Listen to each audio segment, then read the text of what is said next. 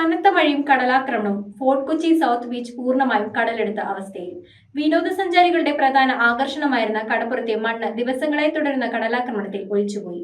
ശക്തമായ തിരയിൽ മണ്ണിളകിപ്പോയതുമൂലം ബീച്ചിലെ തണൽ മരങ്ങൾ ഉൾപ്പെടെ ഏതു നിമിഷവും കടപുഴകി വീഴാവുന്ന സ്ഥിതിയിലാണ്. കനത്ത മഴയും ശക്തമായ കടൽക്ഷോഭത്തെയും തുടർന്ന് ഫോർട്ട് കൊച്ചി സൗത്ത് ബീച്ച് പൂർണ്ണമായും കടലിലായ അവസ്ഥയിലാണ്. കൊച്ചിയിലെത്തുന്ന വിനോദസഞ്ചാരികളുടെ പ്രധാന ആകർഷണ കേന്ദ്രവും അവർക്ക് ഇറങ്ങി നിൽക്കാൻ സാധിച്ചിരുന്ന ഏക കടപ്പുറവുമായിരുന്നു ഇത്. എന്നാൽ ദിവസങ്ങളായി തുടരുന്ന കടലാക്രമണത്തിൽ ഇവിടുത്തെ മണ്ണ് പൂർണ്ണമായും ഒലിച്ചുപോയി. മണ്ണ് ഒലിച്ചുപോയതോടെ ഓഖിയുടെ സമയത്ത് തകർന്നുപോയ കരിങ്കൽ ഭിത്തികളുടെ കല്ലുകൾ ഇപ്പോൾ തെളിഞ്ഞു നിൽക്കുകയാണ്. കടപ്പുറത്തോട് ചേർന്ന് ചതുരക്കല്ലുകൾ നിരത്തിയ ഭാഗത്തു നിന്നും മണ്ണ് ശക്തമായി ഇളകി മാറിക്കൊണ്ടിരിക്കുന്നതിനാൽ ബീച്ചിലെ തണൽ മരങ്ങൾ ഉൾപ്പെടെ ഏതു നിമിഷവും കടപുഴകി വീഴാവുന്ന സ്ഥിതിയിലായി. ഏതാനും വർഷങ്ങൾക്ക് മുൻപ് നിർമ്മിച്ച നടപ്പാതയും സ്റ്റീൽ കൈവരികളും ഭിന്നശേഷിക്കാർക്കായി ഒരുക്കിയ പ്രത്യേക റാമ്പ് സംവിധാനങ്ങളും മുൻപുണ്ടായ കടൽക്ഷോഭത്തിൽ തകർന്നിരുന്നു. നിലവിൽ സൗത്ത് ബീച്ച് മുതൽ നോർത്ത് ബീച്ച് വരെയുള്ള നടപ്പാതയിലേക്കും ശക്തമായ രീതിയിൽ കടൽവെള്ളം അടിച്ചു കയറുകയാണ്. News bureau, Kochi.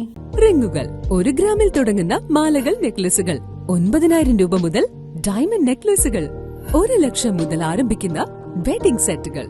കൂടാതെ നിങ്ങളുടെ പഴയ സ്വർണത്തിന് ഏറ്റവും ഉയർന്ന മൂല്യവും. Maharaja gold and diamonds,